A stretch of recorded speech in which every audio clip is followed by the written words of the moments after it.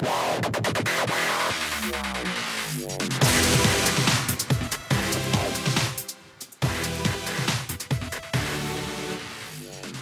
up, everybody, and welcome to the NFL Fantasy Football Podcast. I'm Michael Fabiano, joined alongside my pal, the Fantasy Viper, Graham Barfield. Feeling better now, Ma? Yeah. Everything good? Yeah, I'm good now, man. Excited for the slate. This is a really exciting. I think there's a lot of really good games, really exciting slate for Week 10, and we finally did it, man. We hit the double-digit weeks. I know, dude. Yeah, it's going by fast, man. Behind the glass, Nabil, what's going on, brother? Are you a little bit ticked off that you went all the way down to Carson and watched your Packers get their butts kicked by a team that just lost to the Raiders? Yeah, it was a sloppy game, but yeah, it was. It's always fun seeing Rodgers, live. So yeah. Well, we didn't get to see much of Rodgers last week because they couldn't move the Aaron damn Jones ball. either. I blame you for being in attendance and screwing me because Aaron Jones had an awful game. Don't go to any more Packers games. Well, they're only out here, once every few years. But I'm just messing with it. Anyway, speaking of the Chargers, their roster was full of fantasy disappointments last night, although there were a few good stat lines that we saw. Phillip Rivers, wasn't one of them. Had one of the best matchups among quarterbacks based on fantasy production this week, and he sucked. Yeah. Okay, 3 picks, could have been 4, and he looked awful. I wouldn't compare him to Tim Tebow in some of the throws that he made, but they were pretty bad, man. Yeah, the first half or the first quarter really was not great for Rivers. He really struggled. Those first 2 picks were really bad. Hats off, though, to this Raiders D-line. I mean, they've really struggled to get pressure all year long, and the Chargers have dealt with some offensive line injuries. They lost Russell Okung early in that game. Yep. And their D-line kind of got after it, and that's what kind of, I think, screwed up the game plan a little bit for the Chargers, right? Is like when Rivers is on schedule and he's kept clean, this offense can move the ball at will, and they did that last night. By the way, at times, it's just the Raiders D-line got after it. Rivers' last 3 games, 10 points, just under 12, 10 points. Yeah. And, the last couple of games, this might have something to do with the change of offensive coordinator because they're running the ball quite a bit. And if you have Melvin Gordon on any of your fantasy football teams, you are ecstatic because now we are seeing the Melvin Gordon who would have been worth a first-round pick had he not held out. We saw him play 65% of the offensive snaps. He led the backfield once again in touches, 22 carries to just 6 for Austin Eckler. Eckler got into the end zone on a pass catch, so that still was good. I mean, he put up a decent stat line, wasn't tremendous, but Melvin Gordon's back. Melvin Gordon looked good last night. Very good. First time I've watched a bunch of Chargers this year. God bless me, but Melvin Gordon has not looked like. I like himself. How you ask God to bless you. Yeah, right. I mean, Jesus, I'm so tired of watching this Chargers team. But Gordon looked fantastic last night. He looked like the same player that we are accustomed to seeing. Very explosive. Just it kind of had the dynamic ability back, and for better or worse, I mean, Austin Eckler is a fantastic player, but for better or worse, this Chargers team, they're rolling with Gordon. He is clearly their featured guy, and Austin Eckler's role, both as a rusher and receiver, has been drastically cut. And they have Kansas City next week, another team that... Another really good matchup for Gordon. Obviously smash. Keenan Allen, again, didn't get into the end zone. He had 8 catches. Yep. So he gave you nearly 15 fantasy points. I mean, you'll take it compared to what he's been doing lately. He also had a long catch and run pulled back because of a penalty, which always is a stinker. There was a lot of yellow laundry on the field last night, which kind of took away from what was otherwise an entertaining game. Mike Williams was an absolute dud. With 6 teams on a bye, a lot of people played him because the matchup was really good. I mean, the Raiders have been really struggling against wide receivers over their last couple of games in particular, and Mike Williams came out and absolutely did nothing. 2 catches, gave you 7.5 fantasy points. So going into Sunday, if you started Mike Williams, you're not real happy about your life. Unfortunately, this is sort of what we've been dealing with. Hunter Henry got into the end zone, which is good. So he gave you a nice stat line. He gave you right around, I believe it was 13 fantasy points with the touchdown, 4 catches, 7 targets for the tight end who is quickly becoming an elite player at his position. Now, if we move over to the Raiders, a lot of people were on Derek Carr. I wasn't. The matchup wasn't good. I get it. He's played well, especially over the last couple of weeks, but the matchup wasn't good. This matchup had Josh Jacobs written all over it, and Derek came in 218 yards and 1 touchdown. If you started him, you're not loving things right now. Josh Jacobs got in with that late touchdown that sort of saved his stat line for the week. 71 yards on the ground, 4.4 yards per rush, continuing what is a terrific rookie campaign.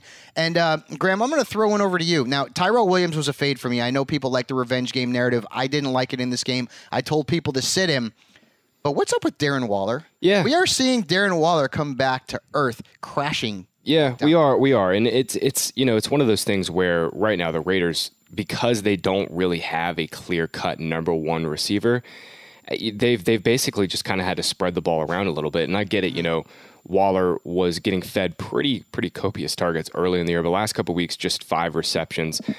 They're spreading this thing out, man. Because they have to. When you don't have a top target or a few receivers, you feel like you can get mismatches against. Tyrell Williams really is their only mismatch receiver that they have.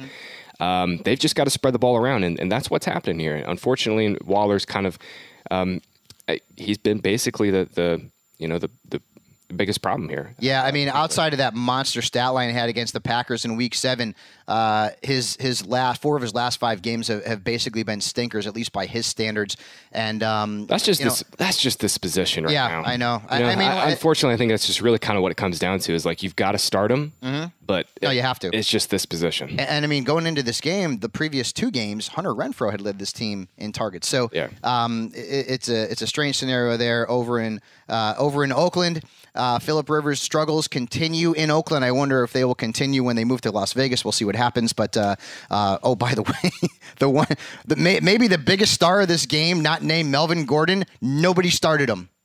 The Oakland Raiders defense. Right. The Raiders defense had 17 fantasy points. They had 5 sacks, 3 picks, and a touchdown. I wonder how many fantasy points have they scored all year coming into this game? That's a good question. That is, I'm going to look that up. They actually had 10 points in a game against the Colts in Week 4. Yeah, they had a score. The previous 3 games, Graham, combined 6 points. Yeah, there you go.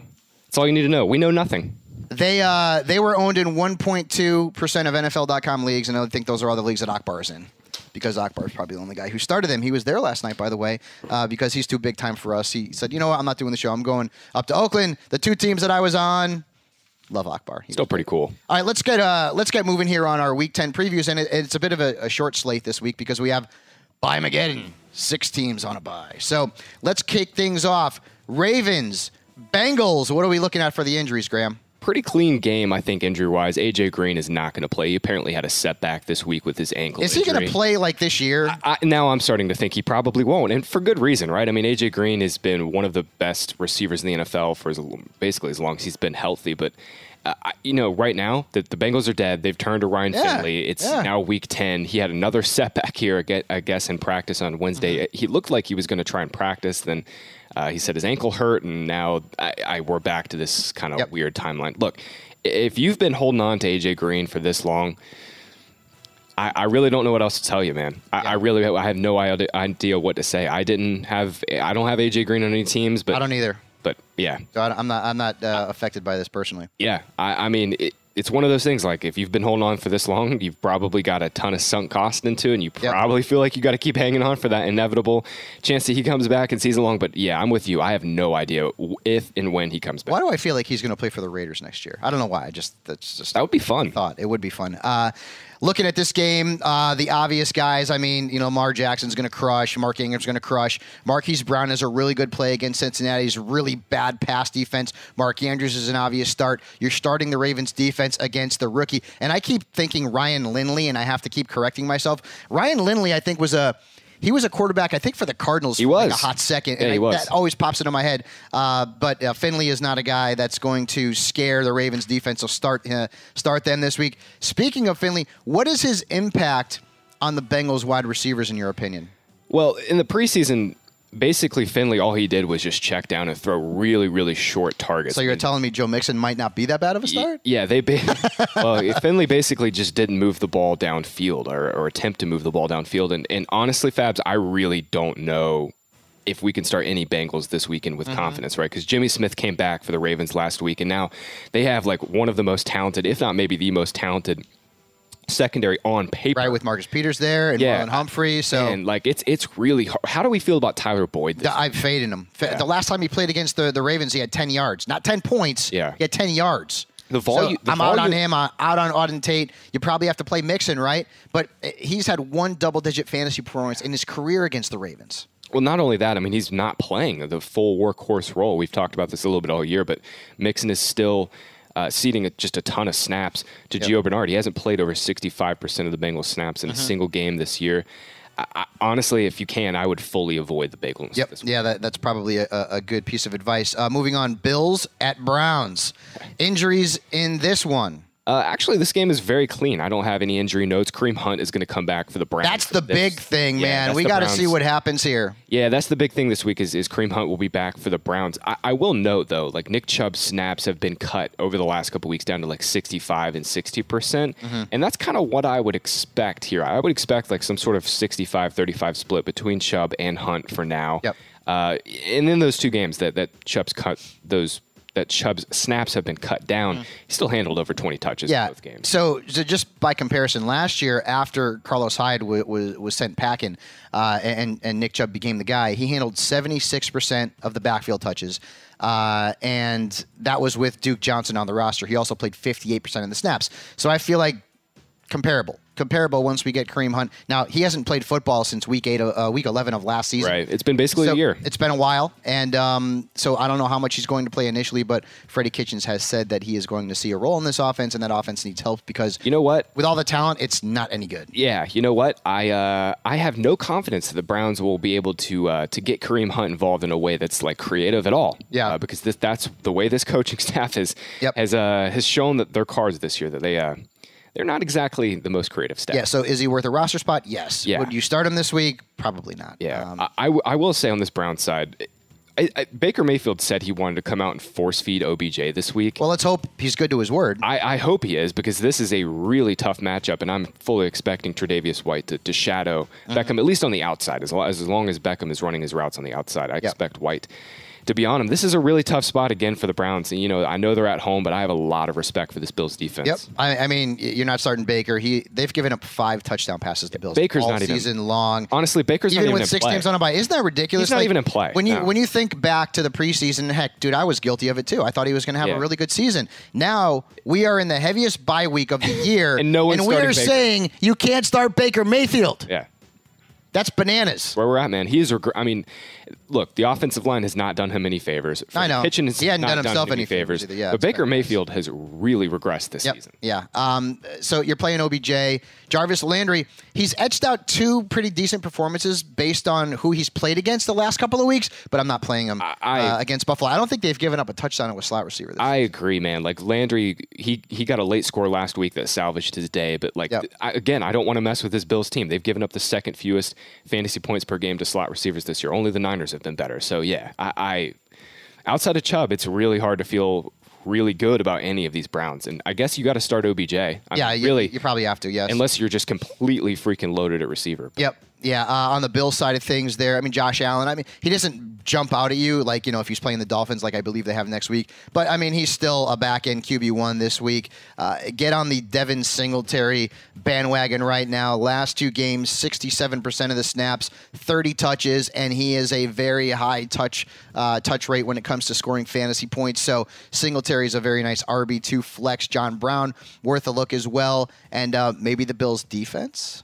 Yeah, Bills D for sure. I think they're definitely on the board. Maybe as a top 5 or top 6 play this week. I keep waiting for Josh Allen and John Brown to hit their ceilings, and again, this is probably another decent spot for it. I know Greedy Williams and Denzel Ward are back for this Browns secondary, but this team is still just. I don't really think the Browns defense right now is a team we should be fearful of at all. They've given up like the 7th highest passer rating, the 7th worst touchdown to interception ratio. So I want to believe that this is another get-off spot for Allen. The Browns have allowed 5 straight quarterbacks to finish 15th or better against them. But I'm still waiting for Allen to hit his ceiling. Here's the thing with Allen, though, that it's coming. Yeah. Because he's got Miami next week, then Denver, then my beloved Dallas Cowboys, then Baltimore, Pittsburgh, and the Patriots in Week 16. It's tough. So he's going to hit that ceiling. It's got to be now or next week. The smart move, wait until after he crushes the Dolphins, trade him before the deadline. See if you can do that. All right, moving on. Lions, Bears. Oh, my. Injuries in this one. Yeah, another clean game. I don't really have any injuries to note. Real quick on this Bears side, they finally started featuring David Montgomery. Yeah. It's finally happened. And he is a great play this week. Oh, man. He is a fantastic play this weekend. Yep. Yeah, no question. I mean, he's a virtual must-start this week. Get him into your lineups. I mean, Allen Robinson, boy, I was disappointed. I know the Eagles' defense is tougher at home than they are on the road, but, I mean, Robinson did next to nothing. You probably got to play him. You might not necessarily like it against Darius Slay this week. I don't care what the numbers say. I don't trust Mitchell Trubisky. I'm not playing Mitchell Trubisky. I have him ranked right around Ryan Finley. That's what I think about this kid right now. Despite the matchup, I just can't trust him unless I am in a 2 QB league, a Superflex league, and I am desperate. Dire straits. So I'm not trusting Trubisky. I mean, there's really not a lot to like about the Bears this week outside of Montgomery. Yeah, I was going to say real quick, Montgomery's just a locked-in RB2, I think, this week. How do we feel about A-Rob? Because I think he's one of the toughest decisions to make this week. Yeah. We obviously saw what the floor last week. 1 catch for 6 yards on 5 targets while Trubisky just completely melted down. Yep. And now he's going to he's absolutely going to get shadowed by Darius Slay. I'm expecting on every single one of his routes, Slay will go into the slot with him. And Darius Slay is white hot this year, man. Yeah, he is really, really good again this year. I mean, the volume there, he's 11th among wide receivers in targets per game. 6 teams on a bye. I mean, you probably got to play him. Okay. Right? You probably got to play him. You don't have to necessarily like it. Yeah. I mean, on the flip side now, Matthew Stafford's been on fire. You want to talk about a dude who's white hot. Yeah. I mean, Matt Stafford is doubt. on fire. But the Bears have allowed just 4 touchdowns and fewer than 15 fantasy points a game to quarterbacks at Soldier Field. So I'm not necessarily going to guarantee that Stafford's going to have a big stat line this week. The Bears defense, they've sucked against the run. They're still tough against the pass. I'm with you on that, and I'm definitely tempering expectations really for this game as a whole. Because of Trubisky, the Lions are in a tough spot. At least their passing game is in a tough spot. I mean, Stafford is having one of the best, if not the best, season of his career.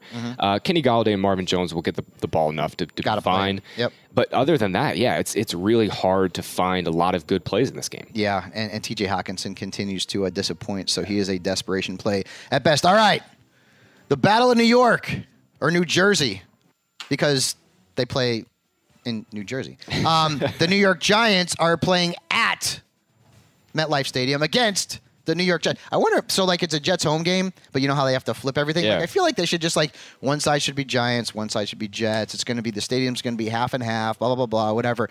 And in a game that is a big pile of poo from a reality standpoint, might actually have some pretty good fantasy options. We'll kick off the injuries. I know we talked about Le'Veon Bell. Yep. It looks like he's going to be okay for this game. Chris Herndon looks like he's going to be a go as well for the Jets. On the Giants side, we've got Evan Engram, who is not playing. Now, I've been told by a source that he will be back sooner than later, so don't freak out about it. I don't think it's going to be a long-term issue unless there's some sort of setback. And Sterling Shepard, we're kind of waiting to hear what happens with him. So yeah, Sterling Shepard cannot get out of concussion protocol. Yeah. Again, this is his 2nd concussion of the year. I will say the Giants have their bye after this game against the Jets, so I'm hoping, and I think Evan Ingram's in probably the Giants' hope as well, is that he'll be fine. He'll be back, yep. He'll be fine after the bye. It sounded like he was afraid it was a Lisfranc issue, but it turns out just to be a foot sprain. You mentioned Le'Veon Bell. He hasn't really practiced at all this week, but I think the Jets... He was limited yesterday, yeah. Yeah, the Jets want and need him. He's banged up with knee and ankle issues. I'm assuming those injuries are probably not going to cause him to miss this game, but again, it's something you're going to want to check Sunday morning. Fabs, this Giants side really, because of the injuries, it's pretty straightforward this week. It's really Golden Tate and Saquon Barkley as the premier plays. And then, I think Daniel Jones is still a fine streamer, but I would have obviously loved to have Evan Engram and possibly even Sterling Shepard. But, I think with just with Darius Slayton, kind of some backup guys, it definitely hurts Daniel Jones' streaming appeal. Yeah, for sure. Golden Tate here must start, and he has been a targets machine. Which defense would you prefer? Because they're both actually good based on the matchup. Which New York defense? Because they are going to be streamed, both of them. I'm stuck in one of my leagues, and I have to play the Jets, and I hate it.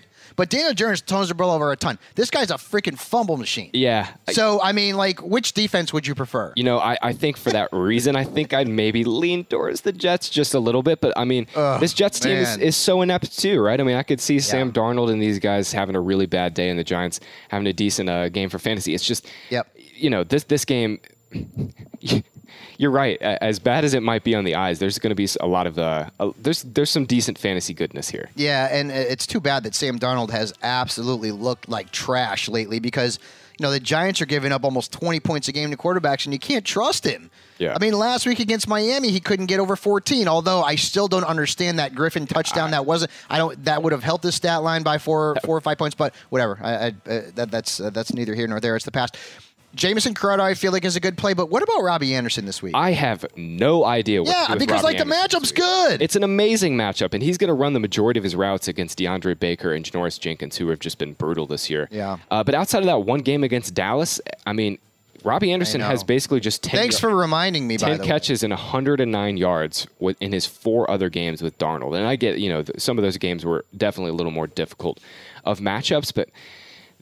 the volume really hasn't been there. They've been spreading the ball around. It sounds like they're going to get Chris Herndon back. I'm kind of, even though the matchup is fantastic, I'm kind of avoiding Anderson this week. All right, let's move on. Chiefs, Titans. I know that Corey Davis has been banged up, right, with an injury. Anything else? Yeah, Corey Davis is banged up with a hip injury. He did not practice on Wednesday or Thursday. If he doesn't play, I think we can actually maybe put A.J. Brown into our lineups. Yeah. Maybe. Delaney Walker has been banged up with that ankle injury. We'll have to see if he plays on Sunday. If Jonnu Smith is a fine desperation streamer. And it doesn't, like, Patrick Mahomes, looks like we're getting him back. It looks like, barring a surprise, I think we're going to get Mahomes back. And this game obviously just changes with him on the field. Yep, no question about that. So you go into that. Cole Wright texted me last night. He's like, are you sure Mahomes is going to play? I'm like, dude, he's putting in full practices. He's like, I know, but I got Derek Carr, and you don't freaking play Derek Carr over Mahomes. No, don't do it. Okay. Yeah. So Mahomes is in your lineup, assuming there is no setbacks with that kneecap situation. And that backfield, so like when we start to think the Chiefs' backfield might be clearing up a little bit, suddenly the wool sort of gets pulled over our eyes and we're not sure what's going on. So now, do we trust Damian Williams or no? No, we can't trust him, but I think, again, with 6 teams on a bye, it's always team dependent, but I think Damian Williams is worth a flex play this week. I mean, since McCoy fumbled, it's been Williams' backfield. He's played about 65% of the snaps since McCoy fumbled back in Week 8. Again, this could just be pure randomness and just a few quarters of football. I would also not be surprised to see LaShawn McCoy get some sort of featured, I'm putting air quotes around that, featured role here in this game. Yeah. I do think Damian Williams maybe has separated a little bit, and getting Mahomes back is just so huge. I don't like living in a world where Andy Reid's running a backfield committee. It really stinks. Right. Because we've had so much fantasy success with running backs under Reid, and now it's just, a head scratcher every single week. So Tyreek Hill is a start. Any other Chiefs now with Mahomes back? Yeah, I mean, if you want to play Sammy Watkins, if you're forced to play Sammy Watkins, I should say, this isn't the worst spot. I think the Titans have struggled a little bit on the boundary. They're going to lose. Malcolm Butler is out, too, for this game. He was one of their starting. Akbar said on the show they will be Malcolm Butlerless. He comes up with new terms all the time. There you go. Titans side, outside of Derrick Henry, maybe A.J. Brown if Corey Davis doesn't play. But all right, I get it. Ryan Tannehill, I've told people to start him the last couple of weeks. He has scored 19-plus every single game that he has started. The Chiefs stink against the pass. They're giving up 20 points a game to quarterbacks. With 6 teams on a bye, Ryan Tannehill, I feel like, is a viable option. I get it. It's Ryan Tannehill. I mean, look at the numbers. He hadn't played badly at all. No, I agree. I think Tannehill is certainly in play this week as a streamer.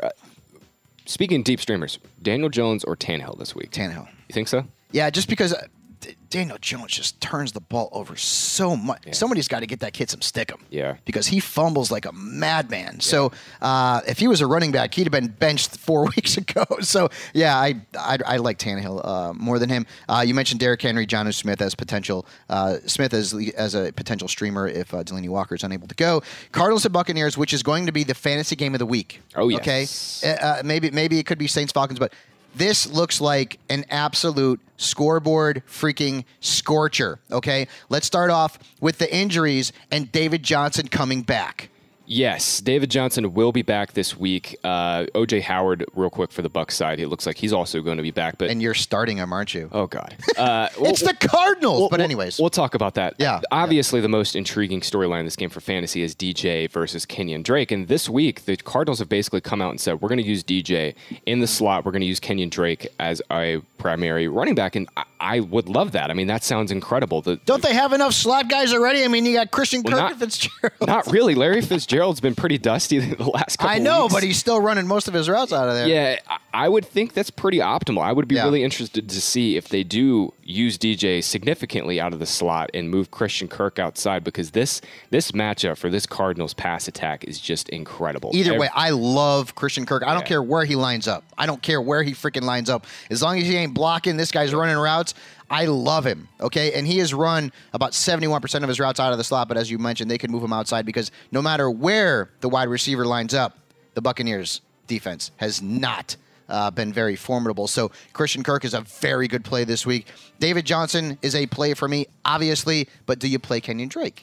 I think Drake is worth a flex spot this week. I mean, again, 6 teams on a bye. I'm expecting Drake to probably get somewhere in the range of 10 to 15 touches. And if they do use DJ, not primarily as a receiver, I'm not expecting him to play every single snap out wide, but I think there's more than enough to go around here touch-wise between these two, because the Cardinals really don't have any other receivers outside of Kirk and Fitz. I think there's more than enough to go around for both of these two to have. So what you're saying is solid weeks. We like the Drake this week? Yeah, I do.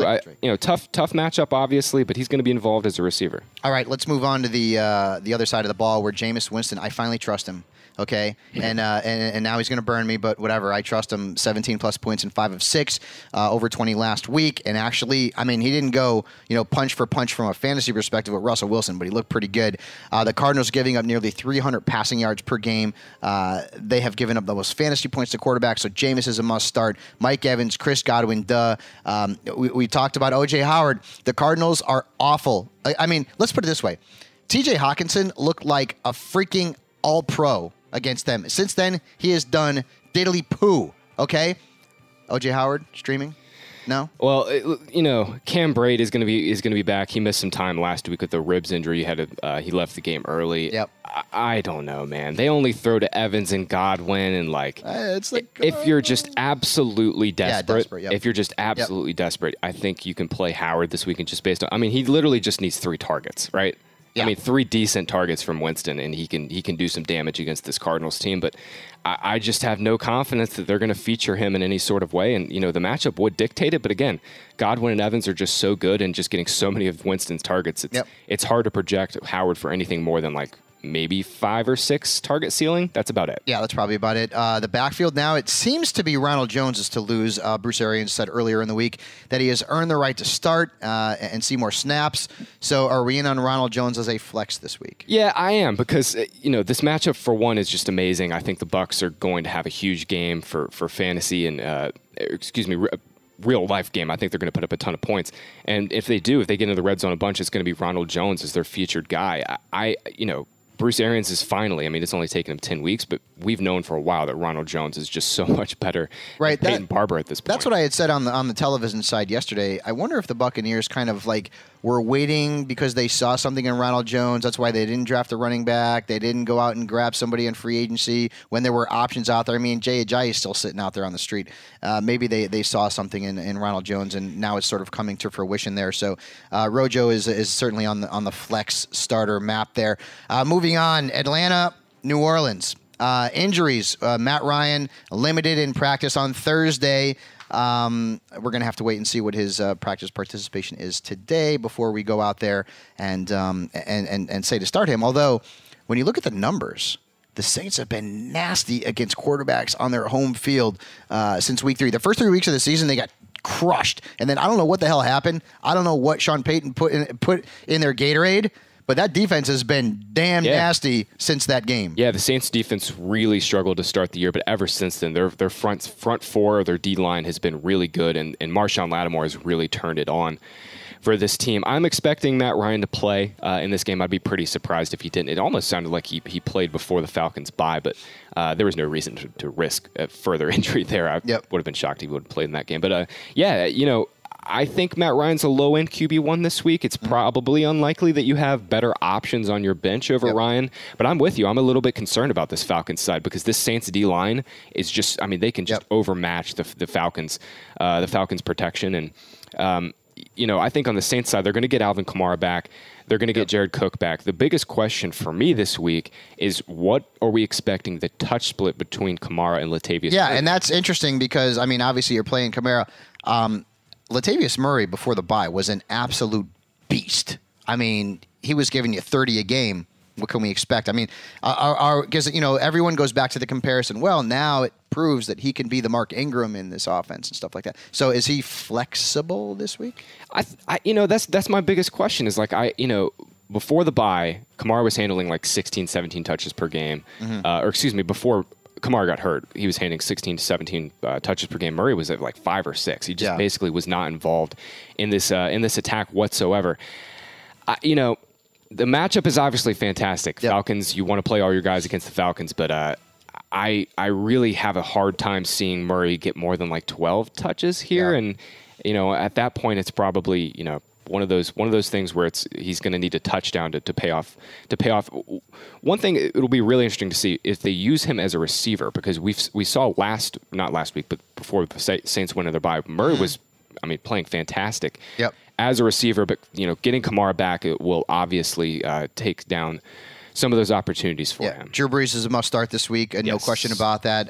In my DFS lineup, I paired him with Michael Thomas because I think they're going to absolutely crush that Atlanta defense, so make sure that those two guys are in your lineup. That's not really great advice because it's obvious unless you have been living under a rock for the last couple of years. And I also like Ted Ginn in this game. Yeah. I feel like he's a sneaky play, man. I'm with you on that. Atlanta's defense is crap. So I really think Ted Ginn, he's averaged right around 11 fantasy points per game since last year in games where Drew Brees has been the quarterback. And he's He's going to be your final flex play of the week. I'll take 11, 12 points out of him. I'm into that with the potential for a much higher ceiling. He takes the defense, he takes the top off that defense and gets behind some of those Atlanta defenders, and boom, you could have 10 fantasy points on just one play. So I feel like Ted Ginn, if you're in need, is well worth a look. You mentioned Jared Cook's coming back. He's one of a myriad of very mediocre tight ends who people are going to have to go out and hope put up some numbers this week, especially with Evan Ingram out. And now we're seeing that George Kittle is a big-time question mark. We'll talk about that when we talk Seahawks and 49ers. So just one quick thing going back to Matt Ryan. Yeah. That Saints defense, in their first 3 games, they gave up the QB3, the QB8, and the QB1. Now it was Watson, Goff, and then Wilson. Right. Since then, QB24, tied for 13th, 26th, 12th, and that was a Mitchell Trubisky garbage time, and then 25th against Kyler Murray at home. They've been really good. So beware Matt Ryan. And then another player that you probably have to play this week, I get it, is Devonta Freeman. Now, just keep this in mind, though. All right. The Saints have not allowed a top 10 back this season, and only Ezekiel Elliott, who is elite, has been better than 21st against them at home. And he was only 17th. Yep. And we remember that game because it's one of the games the Cowboys lost because we can't beat any good teams. Anyways, and Freeman's a great pass catcher. I get it. You got to play him. You may want to temper expectations in that contest. I also like the Saints defense, regardless of whether or not it's Matt Ryan or Matt Schaub there, but I like him much more if it's Matt Schaub. It looks like Ryan's going to play, though, but we'll see. Dolphins at Colts. This is one of the few Ryan Fitzpatrick revenge games on the slate. The injuries, we know T.Y. Hilton's not playing. Right. We're still not sure about Jacoby Brissett. He's been getting in limited sessions at practice. Whoever the Colts quarterback is, obviously Brissett would be the better of the two options from a fantasy standpoint. But even Brian Hoyer is a guy that you can potentially use in a 2 QB league, Superflex league.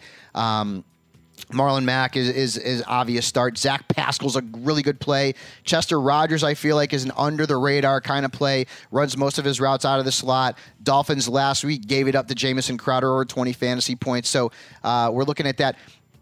Jack Doyle has been playing more than Eric Ebron the last few weeks. The snaps are up. The Colts defense is a good play. Going to Miami, does he have any magic against the Colts? Yeah. What do you think? I think Fitz has been this is just an indictment against Josh Rosen, but Fitz has really done a fantastic job. I think just at least keeping this offense relevant, right? I mean, over the last couple weeks, Fitz has thrown for over 280 twice against the Bills and Jets. He had 2 scores against the Steelers. Fitz isn't going to go out and just beat up on this Colts defense. The Colts are going to play zone a bunch and keep everything in front of them.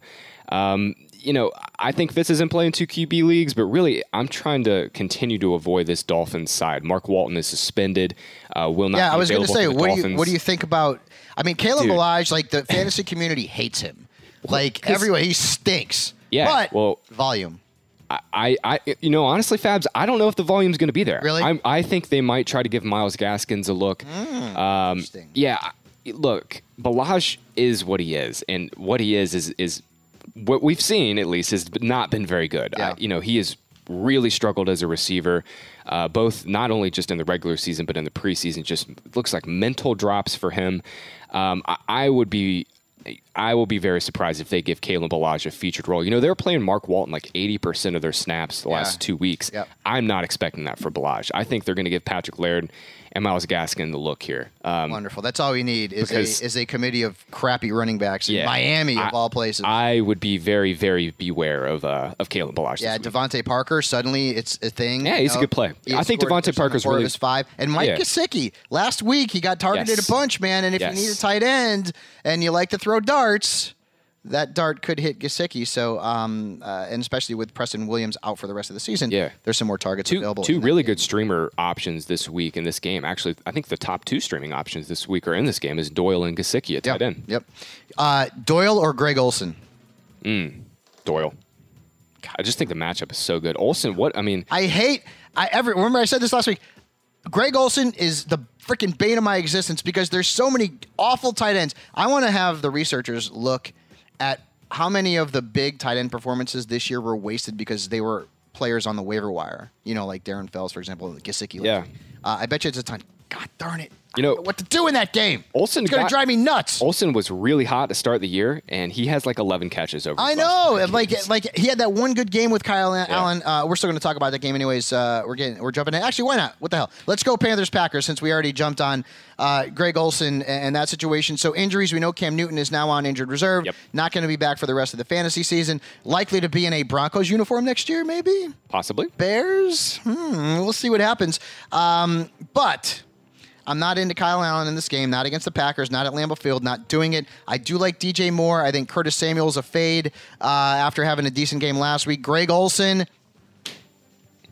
frustrating as heck. Greg Olson makes me want to swear. I'm not going to do it, but he drives me nuts because, there's like, there's like, a lot of people in the industry that I respect, and there's a few that I actually will look at their rankings from time to time. And with Olson, and every time I look at him, he's in the top 10, and I'm like, well, there's no one else to rank in the top 10. I know, but like Doyle this week, Gesicki. Anyways, so start Greg Olson at your own risk.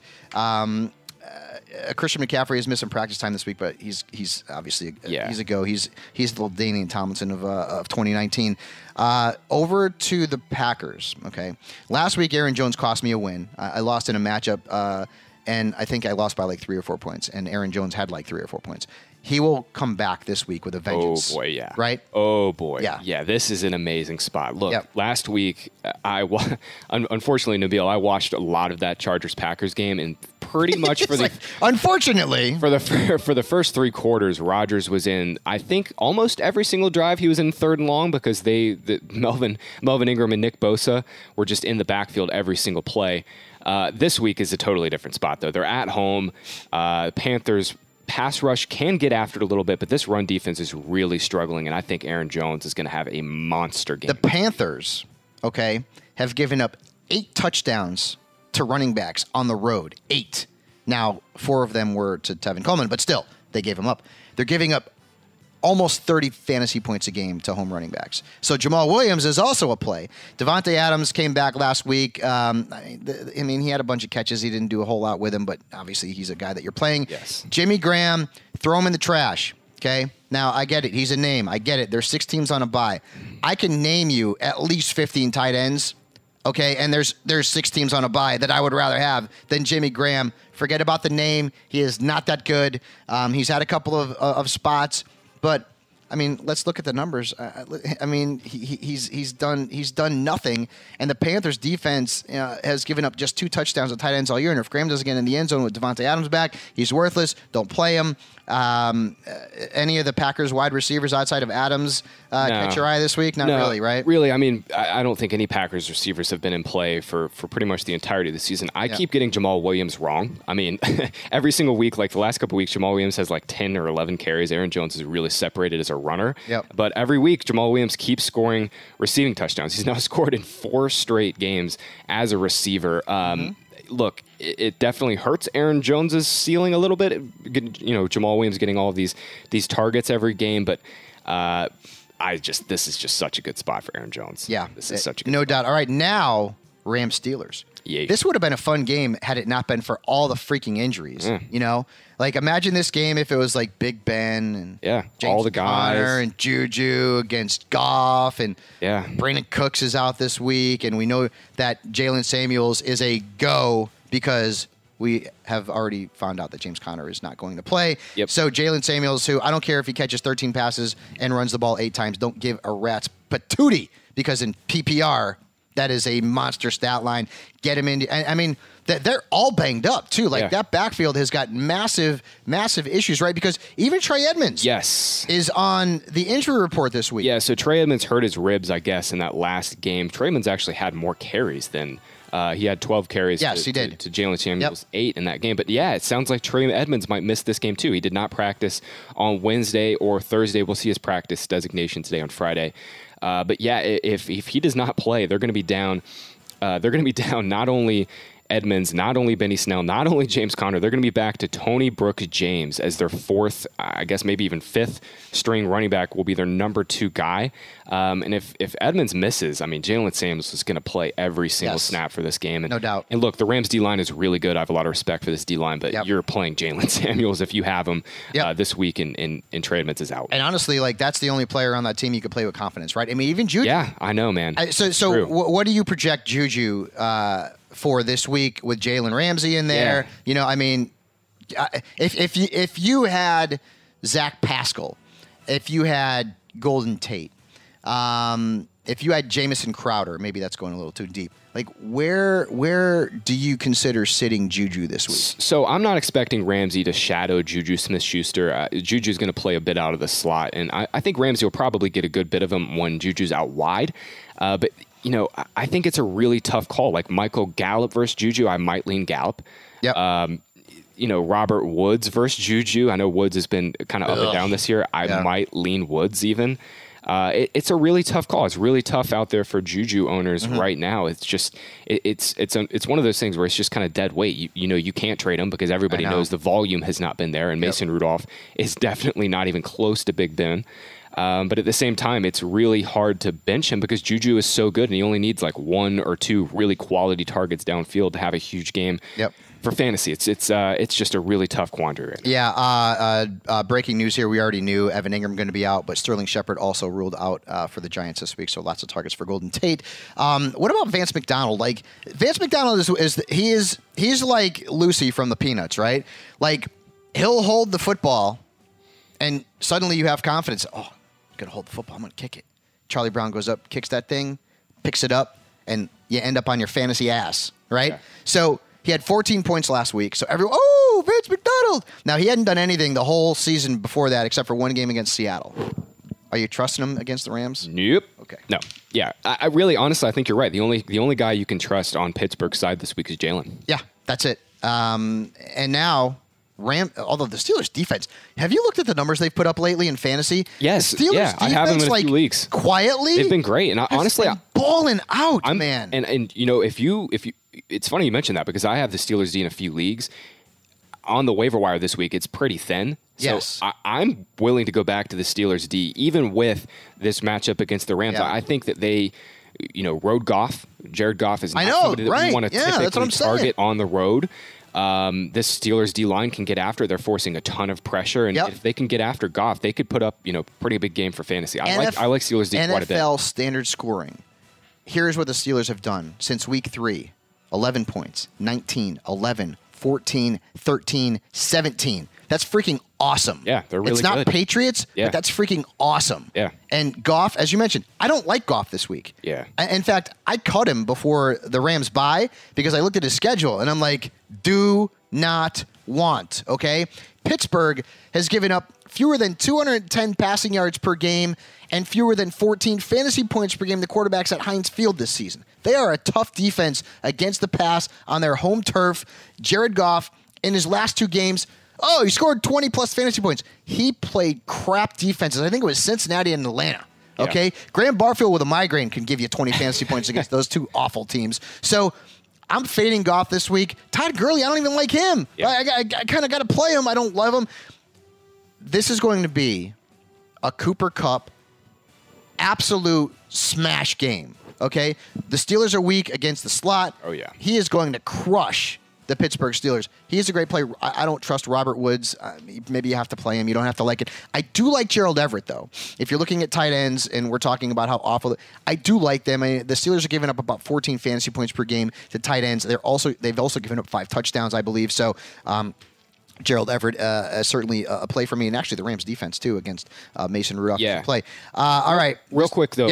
Brandon Cooks remains in concussion protocol here for the Rams, and honestly, not only is he not going to play this week, I'm not sure when he's going to return because this is his second concussion. Would you add Josh Reynolds? He's a sleeper in this game for sure. I mean, he's had nearly 50 yards and like 3.5 catches per game when he starts over the last couple of years, but it's pretty thin. You'd have to be pretty desperate to start Josh Reynolds in this. Okay. Now this game is near and dear to my heart. Okay, Vikings Cowboys. Now the Cowboys have not beaten anybody. In fact, we've lost to the Jets, and I say we because I've been a fan for almost 40 years. And if you guys don't like it, tough. All right. Injuries. Amari Cooper is banged up, and Jason Garrett was quoted as saying that he hopes that Cooper can do something in practice today. It's a Sunday night game, okay? Do you trust Amari Cooper this week? We'll see. It'll depend on what the practice status is today, right? Because Cooper, it sounds like this is just like a bruised knee, but Cooper has been battling through a bunch of injuries this year. Yeah. I think he's had an ankle issue. He had a knee issue early in the year. I would be pretty surprised if Cooper doesn't play. I guess I could be wrong about that, but I think if all signs are leaning towards him going after Friday practice reports, I'd be pretty comfortable with him in my lineup. Michael Gallup is a very good start this week against what is a bad Vikings pass defense. Jason Witten, the dude is crazy. He didn't have a lot of yards last week, but he had a whole bunch of catches on Monday Night Football, proving that he is better on the field than in the booth. And once again, he is a worthwhile option because the tight end position is what it is. So on the Vikings side, okay. Now we know Adam Thielen's not going to play. On paper, this is a bad matchup for Kirk Cousins, right? On paper, it's a bad matchup. Here's why it's not a bad matchup, okay? I'm a Cowboys fan, okay? I watch all their games. The Cowboys haven't played anybody, okay? Now, we have faced Eli Manning, Case Keenum, Josh Rosen, Teddy Bridgewater. He was good, not in fantasy, but he was good. I mean, he had a couple of good fantasy games. And we played Daniel Jones, all right, the fumble machine. We played Aaron Rodgers, who didn't need to throw the damn ball because Aaron Jones scored 700 touchdowns against us, okay? By the way, Le'Veon Bell, good to go this week, so you can keep him in your lineups. We just saw that come across.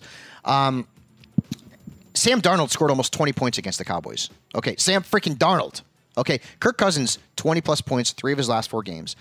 Without Thielen, okay, that sucks. But I don't think Cousins is a bad play this week. Yeah. Unless the Cowboys are, unless the Vikings are in a situation where they're ahead and they just give the ball to Dalvin Cook a whole bunch of times. That's possible. Sure. I don't hate Kirk Cousins this week. I'll give you a scenario. Okay, I'm in a league with Adam Wainwright and a bunch of my MLB pals. Kirk Cousins or Matt Ryan this week? Matt Ryan for sure. Okay, that's who I have in there now. Yeah. But I don't hate Kirk Cousins. Maybe this is just me being like the pessimistic Cowboys fan because we haven't beaten anybody this year. But the match, you got to look at the opponents, man. I mean, the Cowboys have not really played a lot of good quarterbacks. And I mean, we held Wentz down to next to nothing. Okay, I'll give the Cowboys that one. But, I mean, Aaron Rodgers didn't do anything because they didn't need to. I mean, Aaron Jones and Jamal Williams were running the ball down our damn throats. So I think Kirk Cousins is a viable sort of, back in QB1. Stephon Diggs is going to get a lot of targets in this game. The matchup may not be great, but whatever, you're still going to play him. Kyle Rudolph. 2 of his last 3 games, double-digit fantasy points. Well worth a look as a streamer. It's funny how we're talking about all these tight ends who are just really just mediocre at best. We're throwing darts, guys. Yeah. We're doing our best here because the tight end position is weak. So the Vikings also are probably going to end up scoring some points on the ground with Dalvin Cook against this defense. Oh, yeah. So, and I mean, as good as Christian McCaffrey has been, and he has been light years just ridiculous, Dalvin Cook is averaging 6 more points than Zeke this year. Yeah. That's how good he has been. Yeah, Dalvin Cook is going to eat in this game. Going back to Kirk Cousins real quick, I'm never really on him for that reason, because if the Vikings do get ahead in this game, again, it's on the road in Dallas, in Jerry World, so I'm not expecting the Vikings to get out to a 14-point lead and just sit on the rock. I think that's pretty low range of outcomes that happening. But every week, the Vikings, if they get ahead, they're going to run the ball. The volume will not be there. And the one game that Cousins didn't put up huge fantasy stat line, I think he had 3 incomplete passes the whole game. Yeah. He just didn't have any touches. It was that game against the Redskins on Thursday night. And he was awesome. He played really well, just the numbers weren't there. All right, final game. Seahawks, 49ers. Biggest game of the week. Yep. Right? By a mile. Okay? Niners undefeated. Seahawks are hot. By the way, 2 really good primetime games this weekend between the Vikings, Cowboys, and this game. No, absolutely. Now, I will tell you this, guys. George Kittle is a major question mark right now. He is a major question mark. It's amazing that he got through that game last week, because he got that helmet-on knee collision very early on and went on to play and play well and put up some really good numbers. Here's the issue, though. Kyle Shanahan said, we'll see, in regards to whether or not George Kittle can play against the Seahawks. Now, it's a Monday night game, okay? I think if you have George Kittle, you pick up Jacob Hollister. Yep. And unless you have another tight end where you feel like, I can play him, maybe you had Darren Waller or Hunter Henry, which is very possible. Other than that, I mean, we're going to have to find out more about this maybe over the weekend and see what George Kittle's practice status is, because if you have Kittle, you almost have to grab Hollister, and it's not a good matchup, but it is what it is, because you don't want to not play George Kittle if he's going to be active. But this knee issue is a little bit concerning because it's a Monday night game and because, well, you're going to have to, sort of roll the dice. Yeah, so I think that's the sharp move is Kittle is worth waiting on. If Jacob Hollister is out there in your league, which he's out there in a bunch of leagues, I would highly recommend stashing Hollister as your last bench spot and waiting on Kittle for Monday night. If he's not out there, you can maybe stash Ross Dwelly. He'd be their backup. The Niners' backup if Kittle misses. But he's obviously, Kittle is more than worth waiting on because the position is just so thin. So unless you've got I don't even know. I don't even know who you'd have to have this weekend to feel comfortable starting over Kittle. It'd have to be somebody really good. But I think you got to wait on Kittle for Monday night. Yeah. So we'll stick with the Niners here. Jimmy Garoppolo is a nice streamer this week. We liked him last week. 4 touchdowns. Now he's got Seattle. They've been getting gashed through the air most of the season. I mean, Andy Dalton, remember that he threw for 400 yards against them in Seattle back in week 1. So the Seahawks defense is not that good against the pass. So Garoppolo is a nice play. I like Tevin Coleman this week. I get you. He stunk last week. It was a massive disappointment against the Cardinals. Looked like a prime game. Here's why I like him. The Seahawks have allowed a top 15 fantasy running back in 5 of their last 6 games, including last week when they gave up 16.2 to Ronald Jones. Now, I know that the specter of Matt Breida is always there. I get it. Coleman has still led this team in touches, in snaps, in fantasy points, in red zone opportunities in this backfield over the last 4 or 5 weeks.